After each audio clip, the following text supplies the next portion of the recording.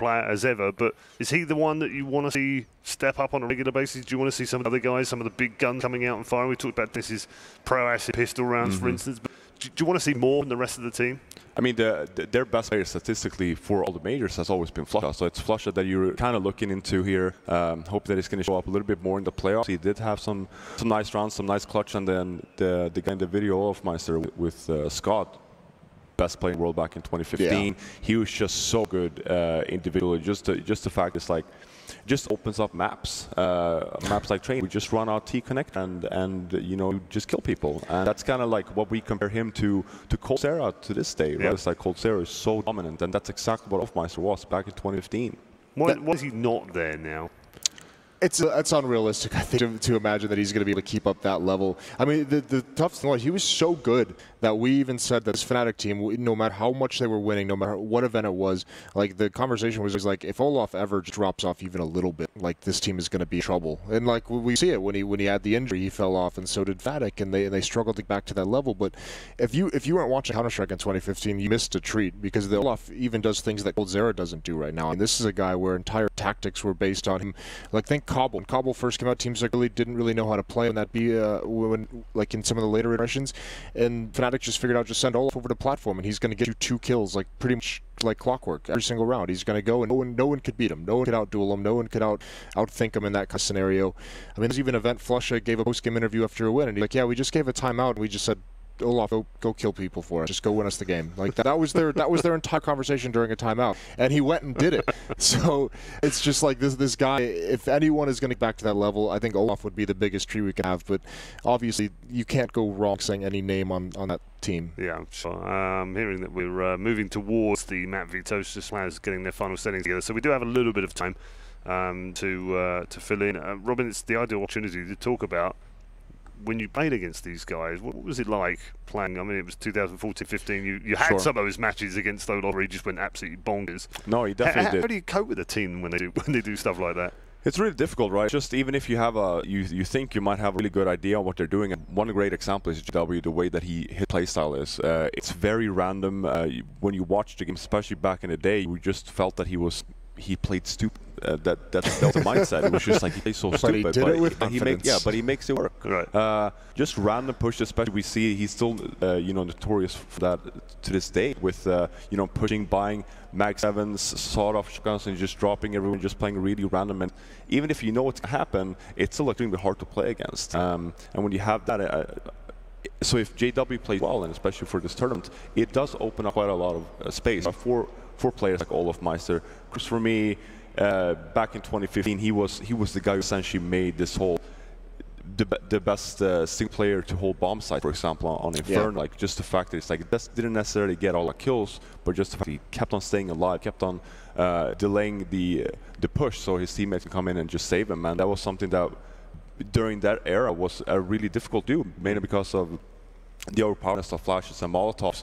It's like you can't really play just solo on a person's side anymore. It was really difficult, and he kind of brought that back. I can hear a tinge of annoyance in your voice as well, which means that you've suffered at the hands of Crimson sides. This lineup I actually never lost to, so I'm quite okay with that. That was the first. Really? Yeah, I think so.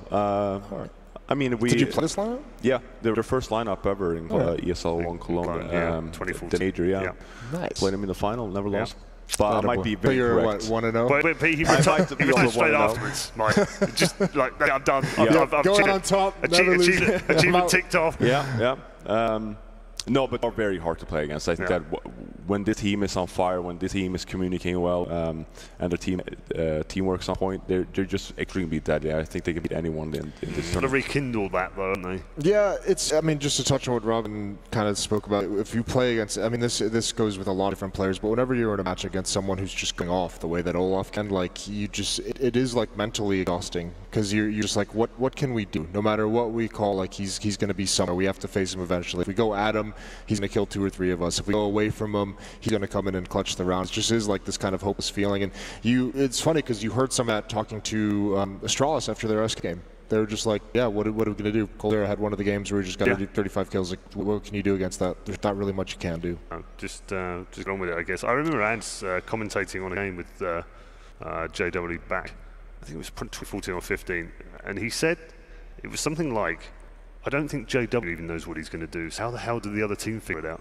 He's like the master of that. And I mean, back in the earlier days before the Opera, from this is a long time ago, he was just unbeatable in that sense. And this is a team that like, has all these good players. But if you look at the way their styles kind of fit together, it's interesting because not all teams can make this work. But you have some like JW, just that aggressive, always creating space, always finding information, always aggressive, usually getting a kill off of his crazy plays. And then you have someone like Crimson anchored down those bomb sites, like what Robin talked about, and that leaves guys, like Flusha, like Olaf, like Dennis, to be able to make plays across the map based off that information. They can rely on Crim to make the right decisions, stay alive to get them in better position. They can do so many different things, and it allows them to have the freedom to make the individual plays they like to make, and not a lot of teams can pull that off. It does require a high level of communication. It does require a high level of individual skills, and we've seen teams try and replicate it, and it just doesn't always, it rarely works out the same way that Fnatic have done it in the past. We talked about Zeus and we talked about Hobbit and Adre. Hobbit and Adre, by the way, both inside the Gen on PGL TV for the group stages at least. Yep. And we talked about the legendary status of Zeus as an in-game leader. What about Dozier? He seems to have been around for absolutely ever. And I can't remember going to a tournament where I wasn't talking to him at some point in the future, whether it was 1.6, whether it was Counter Global Defense. He seems to have been around forever. How is that guy not 40 years old? Maybe he might be. No one knows. No one knows. I remember in the beginning of CSGO when he was playing with his brother Fox in the CS scene. A lot of he's been around forever in CSGO and even in the 1.6 before, and I think he's fallen off quite a bit as of late. Yeah, he's not the star player he once was. He's definitely not the star player. Very slow-paced player.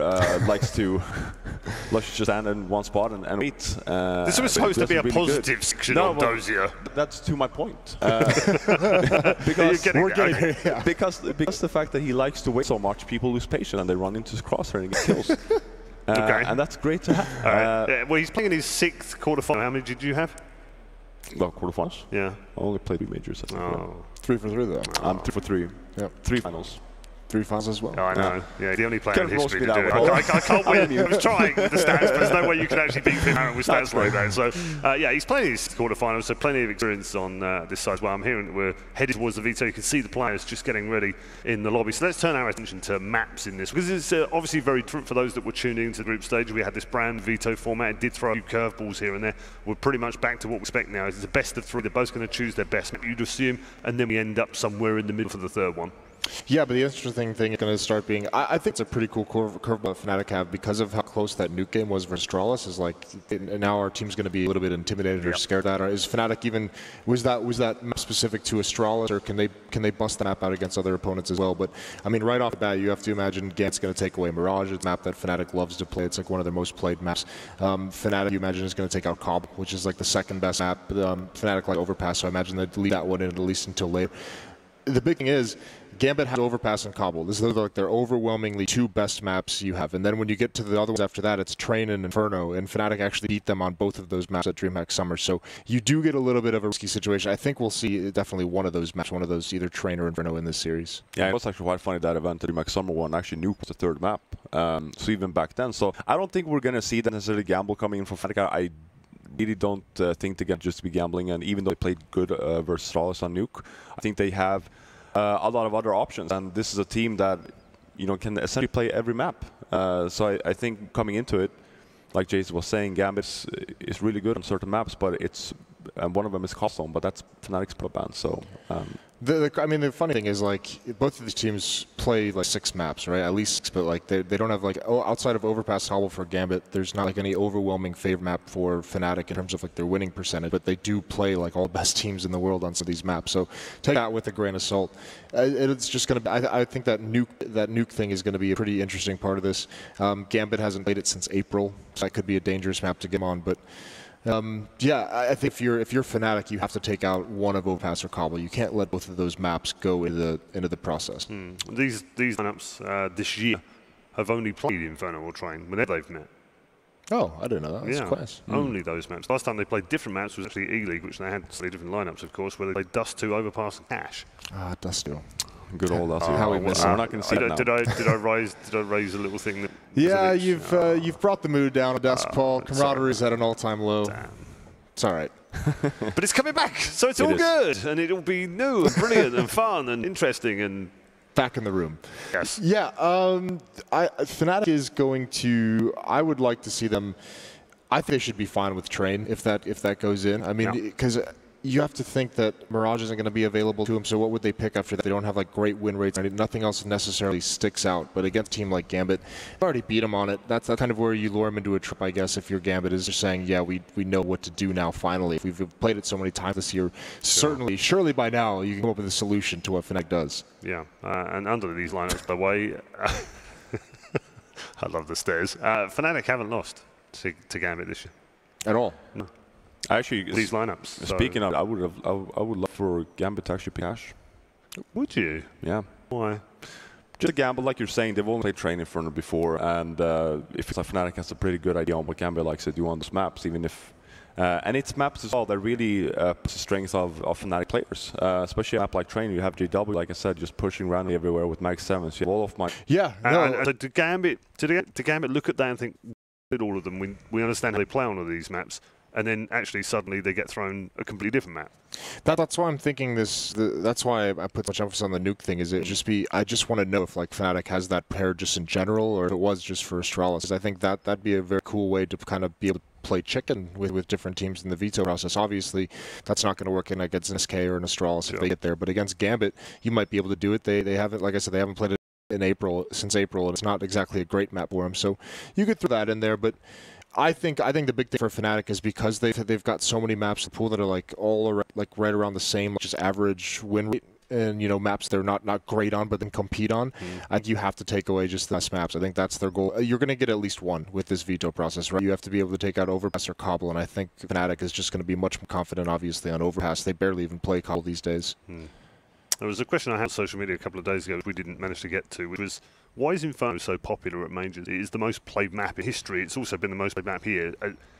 Why is that? Explain why. It's just a very balanced map. I feel like it's always been. It's one of those maps where, like, especially with this system, it doesn't necessarily matter if you start CT or T side, and that's one thing that you go back to, especially in best one games, where it's like, well, the veto process works, and you end up picking, and you end up playing whatever side your opponents pick, right? Whereas for Inferno, it doesn't really matter. You can start T, you can start CT. It's a very well-balanced map. That's why you also, in the early stages of CSGO, you also saw a lot of dust too. Mainly for that reason, because do you really want to gamble and do a best of one Train, for example, start T, don't get a lot of rounds, or even nuke? It's a very, whereas those are more suitable for best of 3 games. Yeah, and also I think there even could be a bit simpler than that in just the sense that it's just a fun map to play. Players like playing on it, and players like fun. Yeah, players enjoy having fun. Amazing. Who would have thought? Also, if you like, a lot of these players that we have in the professional scene, I mean, we're certainly getting some new and some younger ones, but a lot of the older guys, a lot of the guys who have been around for a while, like Inferno has always been a classic map in Counter-Strike. Like you always remember watching like some big tournaments on Inferno, like huge matches on Inferno. So not only is it fun to play, but there is like that feeling that if you play Counter-Strike and you've been around for years, you had to have gotten good at playing on Inferno. So I mean, it's a map pretty much every player is going to have a pretty decent amount of knowledge on and a pretty comfortable feeling on. Most played map here at the PGL Major, rather than all time, is actually Train. Yeah. Yeah. That's a little crazy to me. I wouldn't have expected that one, but we've been seeing it come back. I think a lot of teams are starting to like that as well. It's another one of those maps where I remember when Cobble was like very popular. I think it was around like LG Columbus that Cobble was played so much in the group stages. Yep. Just because it was it's a map where we talk about all the time when Cobble comes up is you can't do a whole lot of aggression on the CT side. It is a map that limits that. So if you're going into a group stage and you just want to be safe, Train's another similar map. You can do CT aggression, but for the most part, teams can just sit back. And if all goes wrong, if they're getting destroyed, if they're down 8-0, if everything's going to hell, you can just sit back for 30 seconds. You can be safe. You can just watch for push and then execute something and just pray it works. So there's a little bit of safety in that sense in the group stages. I do remember that. I think the Twitch chat went crazy because they were calling it Counter-Strike Call Offensive. Yeah, well, everyone was loving the Dragon Launch, right? Absolutely. They like the drops, that's for sure. I've just sparked Twitch chat 3 months. They go mad right now, I can see it. Also, Mirage and Inferno is the most. You kind of expect that, wouldn't you, with the map that we have.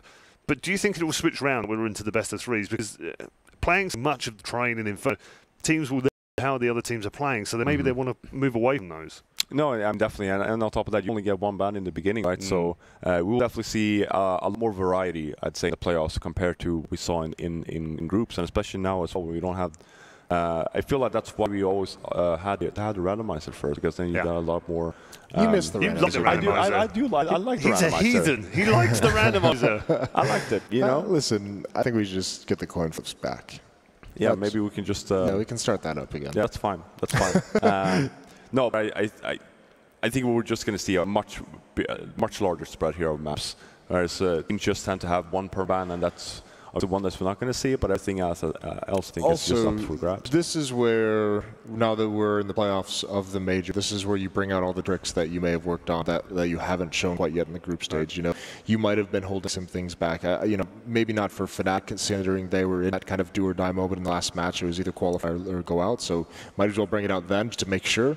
But someone like Gambit, certainly if they've worked on anything, and also this is where if you've worked on like a hidden map, to like, you know, like a nuke, for instance, that they busted against Astralis, but just as an example, if there's a map they don't normally play in your pool and you've worked on it specifically for this situation, it's these matches right here. It's the playoff matches, it's bracket matches that you bust one of those out, you try and confuse or catch opponents off guard. So I'm expecting some craziness from a couple of the teams in these quarterfinals. Okay, I want to ask you, as a man who's played in 3 majors, been in the finals of those majors as well, what is it like as a player? Try and explain to the people watching at home who perhaps haven't been to a major, haven't experienced it. What is it like going out on a big stage in front of people like this, trying to block that out, trying to focus on all the things that you've practiced the day before, trying to go through all the things the in-game lead's been telling you, and focusing on what maps you're going to be playing, and trying to actually hit the shots as well. What's the pressure like? Oh, I mean, definitely pressure, right? That's why I've actually always wanted the players to have like heart rate monitors that you see during clutches, because it's not necessarily during the clutch you get nervous. It's right after, right? It's the tension that builds up, it's the adrenaline that builds up, and playing in front of thousands of people here, it's going to be, I think, 15,000. It's just a great feeling overall, right? And did you get nervous though before you? Did you have that moment before you went into the booth? Or even just before the match, or as soon as the first round starts? When did it happen for you? You didn't necessarily get nervous per se, even during games. It would obviously be if you're not necessarily playing well, or if it's a match point for the other team, and you try and then you can get a little bit nervous, right? But I think as for everyone else, this is what they do, right? This is what they do on a daily basis, and they. But is it like that at a major? Does it not have a slightly different feel to it? Listen, when you make 3 finals in a row, it's just majors just get boring, don't they, Rob? They do. They do. It's just can we just skip all the games, just put me in the finals, you know? Did anyone on your team get nervous? Was there anyone in particular? You all seem quite chilled all the time. I think the interesting thing is I know a lot of players get nervous during pistol rounds, like the very first pistol round, and then once the game goes live, they kind of forget about it. Because you can zone in, can't you? You kind of like your vision narrows to the screen, and you kind of forget that you're even in a booth and there's even people there. Right. And the other crazy thing is winning a clutch. Like if you win a one-on-one and your adrenaline gets pumping, that usually like initiates some nerves for like 20 seconds. You have to calm those down. It was the clutch winning is always. That got me all the time. Yeah. Did you have moments like literally where your hands were shaking, so your mouse movement was slightly different, or was it not that extent? No, I don't think it ever gets that. There have been some players like that. Oh, I never had to worry about the shaking hands thing. Right. Steady as she goes. Steady. Yeah. Steady as she goes. Yeah. Robin, were you shaky hand, sweaty palms? Any of these things? I mean, after, like I said, after clutch, when the adrenaline is pumping. I mean, heck, I could use the timer right after those. You know? Did that happen? I'm not young anymore, you know. I need a breather. Did that happen often, or? No, I mean, it definitely did, especially during big matches, right? You do win a really important clutch. I just meant whether you clutch much. That was all. I do. Second. Saving the world with a fuse at a time. I'm trying to burn him. I can't burn him. Like, how do you burn a man who's been in three major finals? 9:44. That's fine. You know, that's all good. It's coming next. In front of this Polish crowd as well. Exactly. I've experienced. Like, that's what I said. Experienced having flashbacks. Have you gone through a video with him? Has he dissected it for you? What video? The 9:44 video? Oh, no. Get him to do that for you in the break. It's a terrific experience. It is. Robin basically breaks down where he 44 times unlucky. We have the vetoes incoming. And Gambit are first. They've banned out Mirage, which we kind of expected. And Fnatic have gotten rid of Cash. Yeah. And that's why I said Gambit should have picked Cash. Fnatic, they're so smart. We are going to get Cobblestone pick here though, for Gambit, I believe. That'll be Cobblestone or Overpass. I imagine it'd be Cobblestone just because Fnatic doesn't play. So I think that's actually the big risk, right? Is Cash isn't exactly a great Gambit map at the moment. Train. Okay, so Gambit, go with Train. This is all over the place. This is Throw the crazy, notes out, boys. Because Fnatic are going to be fine with that. No, but I mean, Train is a map that Gambit's actually been very good on. I think they're coming to the major. They were 4-1 in their past 2 events, and I think that actually goes to 5-1 considering they beat Virtus Pro on it. So they're going to be feeling very confident. It's going to be a straight-out rematch here from Rematch Summer. We could even potentially then see Newcastle third. Yep. These are the only 2 maps these 2 teams have played this year. They're playing each other. It's the only so team. they're just very happy with you. They're just very sour. They decided. No one taking any risks. Gentlemen's agreement. We pick all the same maps.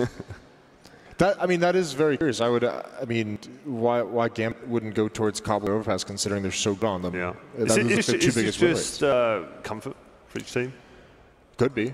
Yeah, very well could be. I mean, Fnatic and Cobble finally come through here. That's good from them. They haven't played that map though. I mean, I'm surprised they floated out this far. Obviously. Yeah, same and here as well. I go for Overpass if I'm Gambit. I know Fnatic's better on it, but I mean, you have to trust in your Overpass at a certain point, right? Ooh, yeah, they've picked Overpass. Okay.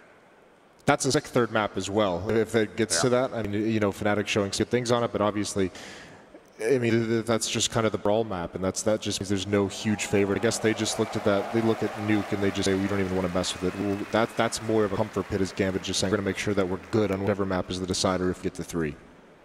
And Fnatic hasn't played Train so far this event either, so you don't necessarily know where we have it on that map. And historically, this is a map, while we talked about Olaf and how impactful he used to be to the team, this is a map that they usually relied on him very, very much. Now, it's kind of, I think it's actually more JW now and his kind of aggression towards Ivy that is like the trademark of this Train team. This is the map where he gets like the auto shotgun and gets close up and Ivy just wrecks people. So we'll be kind of interesting to see how that's going to play out. Yeah, and sure where the players are going right now, but presumably they'll be back fairly shortly.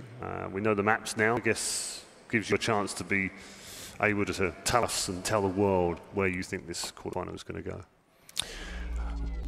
I feel like Gambit. Do you want a coin? No, I mean I feel like Gambit should gamble a bit. And playing at the level he's at the tournament, we didn't have this kind of boot camp that we've gone through has definitely raised the bar for these guys, raised the level of play. So they're just trusting in that. Okay. We're going to find out some coach information now. So Scoots is on the main stage.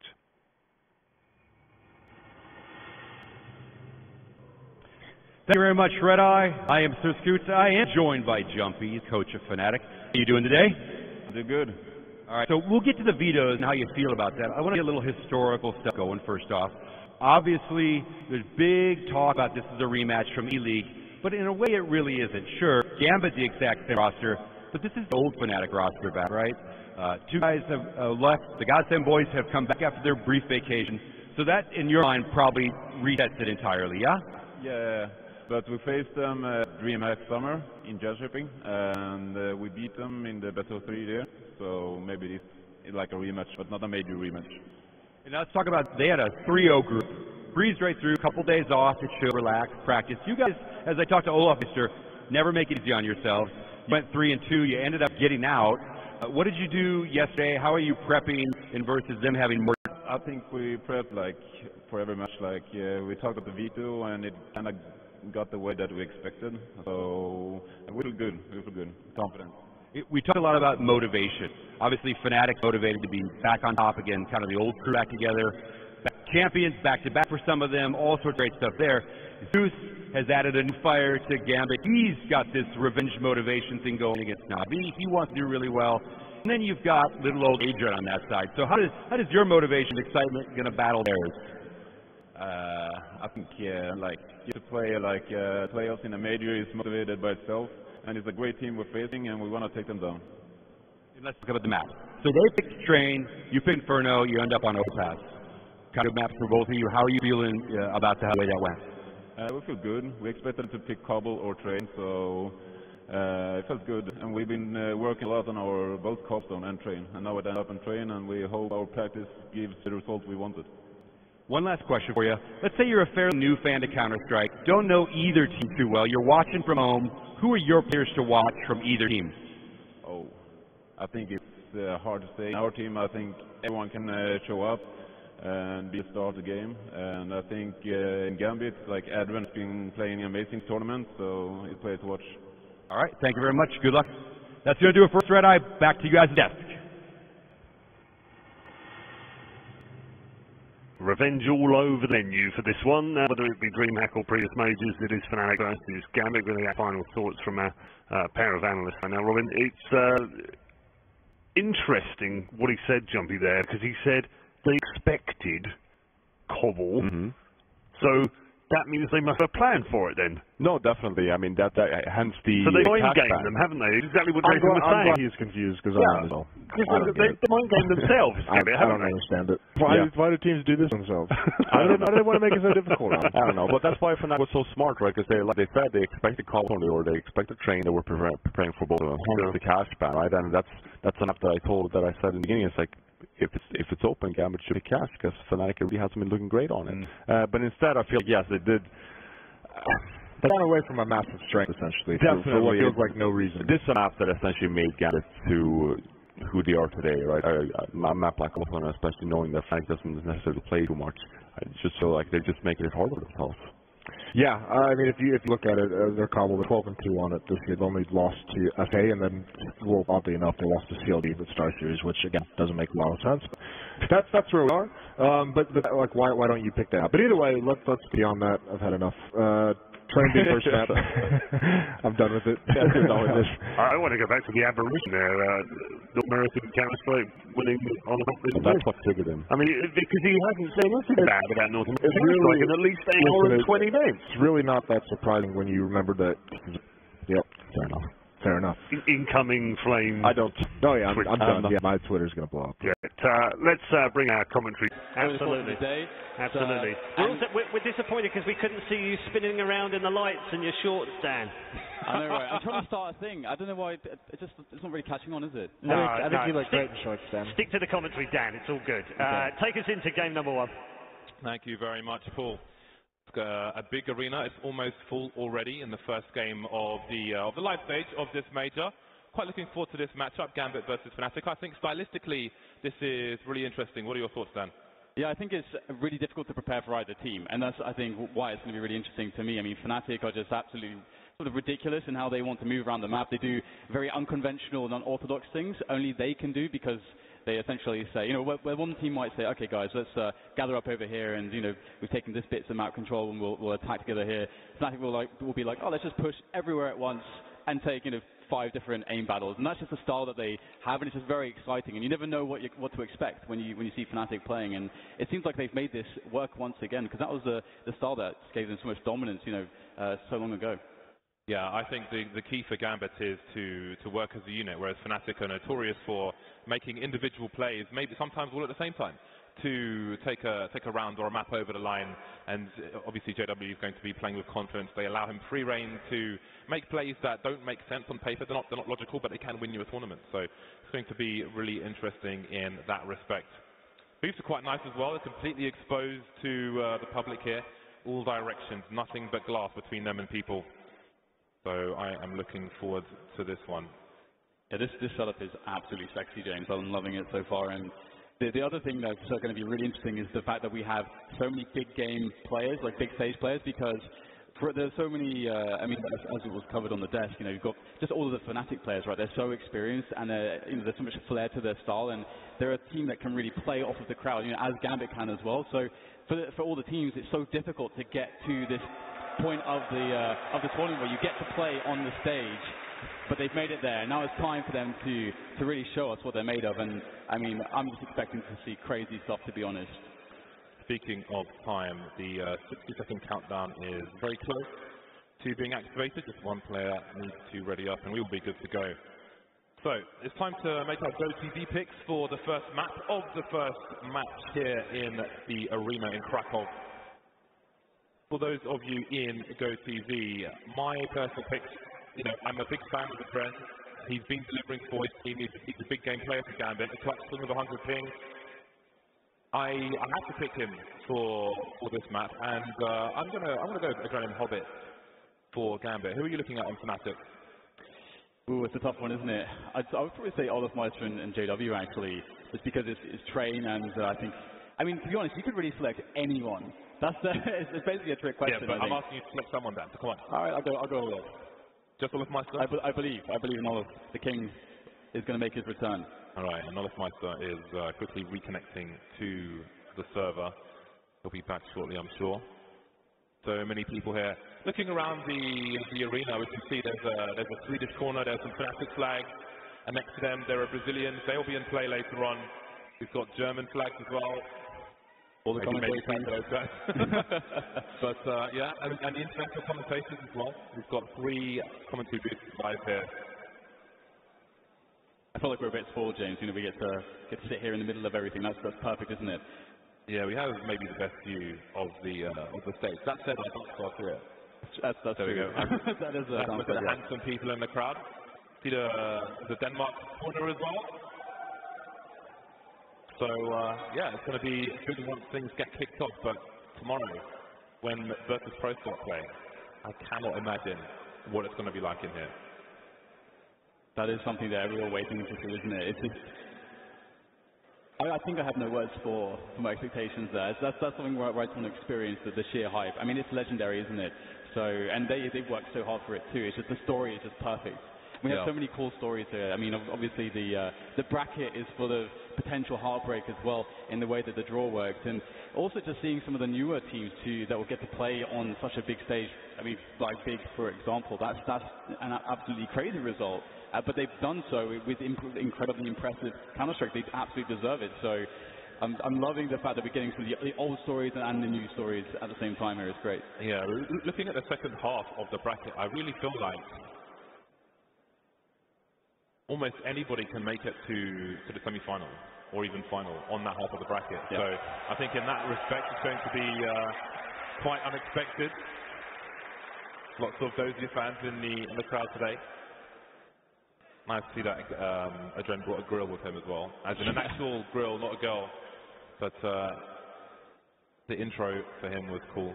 But let's not forget Down Shorts. I think they are becoming something of legend. Your sharps are 2 sharps as they fade to ban in the Bahamas. Well then, the countdown has begun. We're 60 seconds away from the pistol round on train. So make sure you're ready. How do you feel with the whole map situation here, James? Do you think that one team is saved, or could it just go either way? I think, again, I mean, it's hard to say because for me, Gambit are more of a team unit. But Fnatic, depending on the opponent, and I don't know, depending on if they're hitting their shots, their individual plays can take them over the line.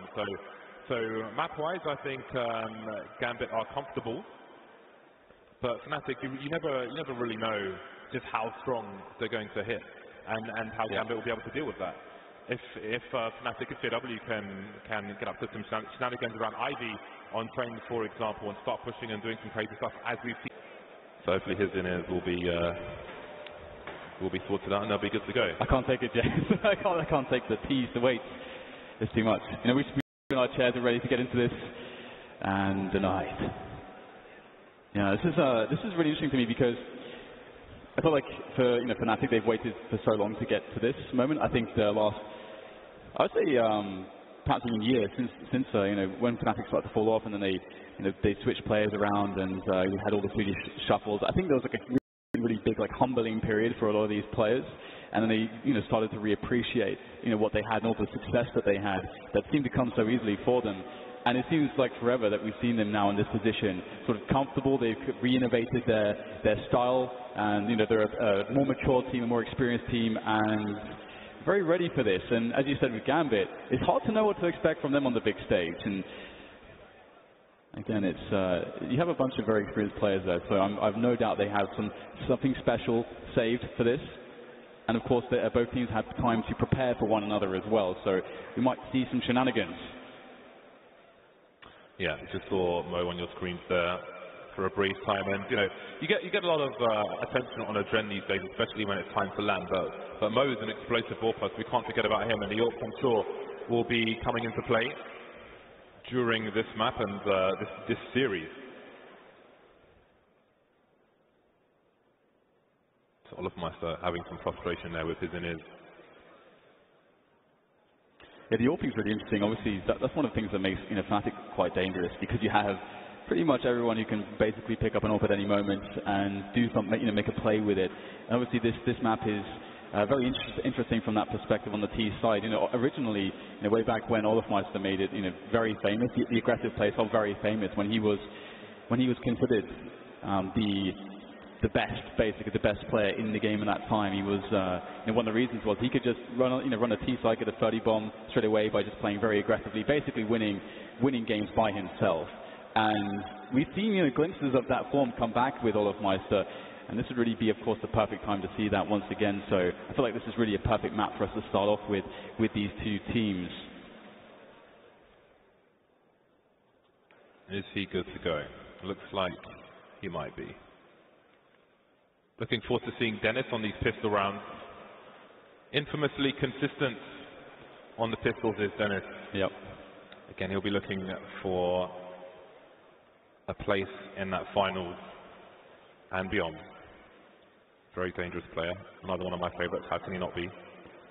I love watching, you know, him, you know, through all the matches that Fnatic played, just because there's so many spots where he was just laughing, you know, just super happy, laughing in all these scenarios. It's like everything's like a joke, you know, to Dennis, and that's quite funny, you know, if you see how scary he is on the server. And whenever he would win a clutch, you just see him just like smiling to his teammates and having a good old time, and just keeping the spirits up. And that's very important in a team game like this, having those players that just bring just so much positivity to the team. And Dennis is, you know, certainly one of those. Yeah, looking towards I mean, there's more to the Gambit story now. We've seen a lot of talk about the existing Na'Vi team, and lots of rumours swelling out to that one as well. Does use perhaps go back to Gambit? I mean, what if they are eliminated at this stage? What if they make the final? What if they go further than that? Lots of things are possible here. I think this is one of the most open playoff brackets that I've seen at a major. I mean, partly thanks to the fact that SK and Astralis are playing each other in the very first round. But there's a lot of opportunity for many teams. So like, if he is in the mix as a potential player to go the way of Na'Vi, then where is the line where if they go beyond this point, then it's less likely? I don't know. Lots at stake here. Yeah, imagine how good it must feel for Zeus, you know, having, you know, not playing in that Na'Vi lineup. That was obviously a very hard time in his career, having spent so much time with him. Then to basically say, you know what, I still have the hunger, I still have the will to win. I'm going to find a ragtag team, and just bring them up to be able to win a major. And look how far he's come. That is quite a storyline. Zeus is definitely one hell of a guy, that's for sure. Yeah, and it's hard not to like the Gambit team and what they've done in the past year. Still waiting for Olof to rejoin the server at the moment. See Gambit wondering what's going on the other side. And maybe this gives the players some more time to get used to how exposed they are. You've seen the jib shots going through the ceiling into the booth. Really nice shots with all the player screens whirring in the background. And that is the very big trophy that they are fighting for.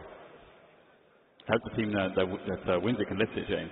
Sometimes that's what I worry about. You know, okay, can you get that trophy in the air? Yeah, our trophy is pretty heavy. Yeah, one of the heavier ones. So some extra moments for Gambit to talk about what is he doing. Good spirits in the Gambit side. And it's good that they're able to do that. This kind of thing might irritate some teams. Those of you with the hottest girlfriends in esports, I think it's reasonable to say.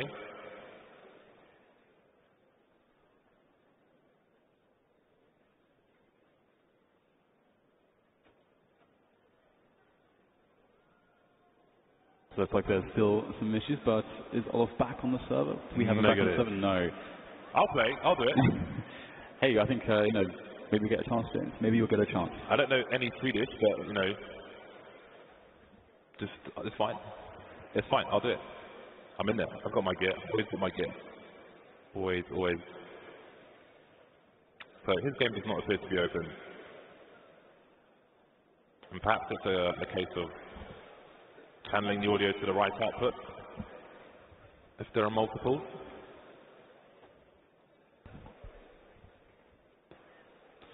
You should get in there, James. But we'll be getting in there tomorrow. I don't think they've announced the teams for the show match. Yeah, it just dawned on me earlier that. But I mean, the important things are that Yanko and I are on opposite teams, and I promised him that he's going to get knife. You know, these are the key takeaways from the show match coming tomorrow. We are, before this match gets underway, while these issues are looked at, we are going to have a look at a major forecast video. Take a look at this.